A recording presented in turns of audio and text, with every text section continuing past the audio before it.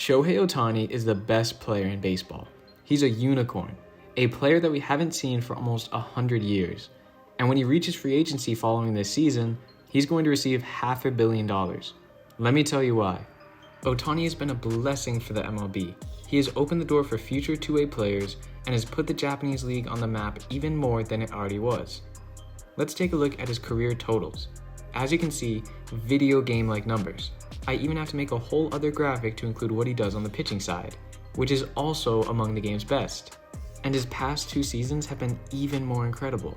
His per 162s with the bat in this stretch are 42 home runs, 101 runs batted in, 100 runs, a 265 average, a 364 OBP, and a 554 slugging for an OPS of 918 and 18.6 WAR, among other incredibly impressive statistics.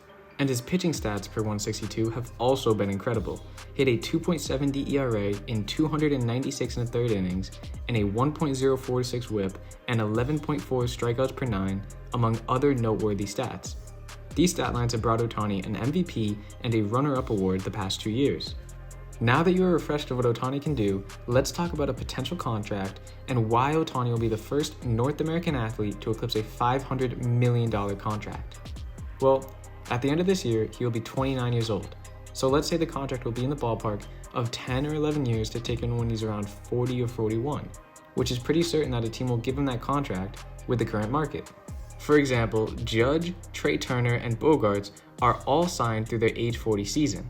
Another thing to note with Ohtani is you are paying for two players, one who can play 150 plus games in the lineup, and another that can have around 25 starts on the mound. So let's look at guys with similar batting stats to Ohtani and see what kind of contract they got. After doing some stat comparisons, I felt as though Machado's per 162 stats are very similar to Ohtani's.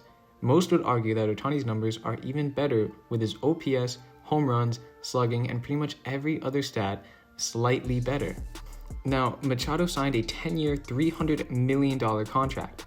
Yes, you would also have to figure in Machado's elite defense into the reason why he received all of that money.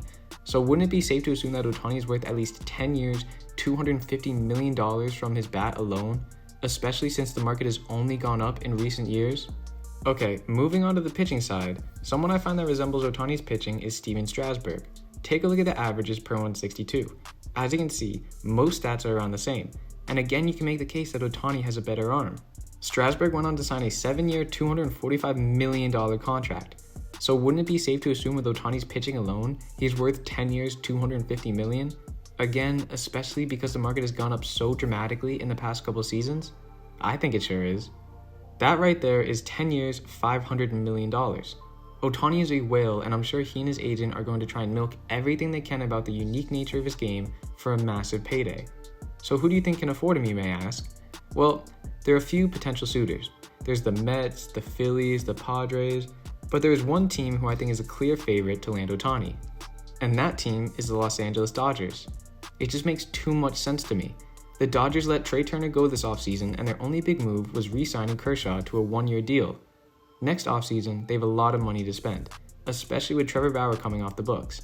It just makes too much sense to me that the reason why they didn't go all out this year in free agency is because they have their eyes set on Ohtani. And wouldn't it be so nice for Dodgers fans? Ripping Ohtani away from their cross-city rivals and help them hit 10 straight missed postseasons when they should be competing each year with the money they spend? While the Dodgers have the making of an absolute dynasty, it just makes too much sense to me.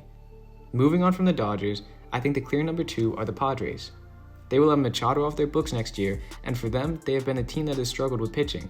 So why not shell out a bit more to help cover Machado's bat and help the rotation? Next offseason, there's going to be a huge bidding war over Ohtani, and I can't wait for it. That's all for this video. If you enjoyed, make sure to subscribe. Only a small percentage of people watching are actually subscribed, and it helps me out a lot.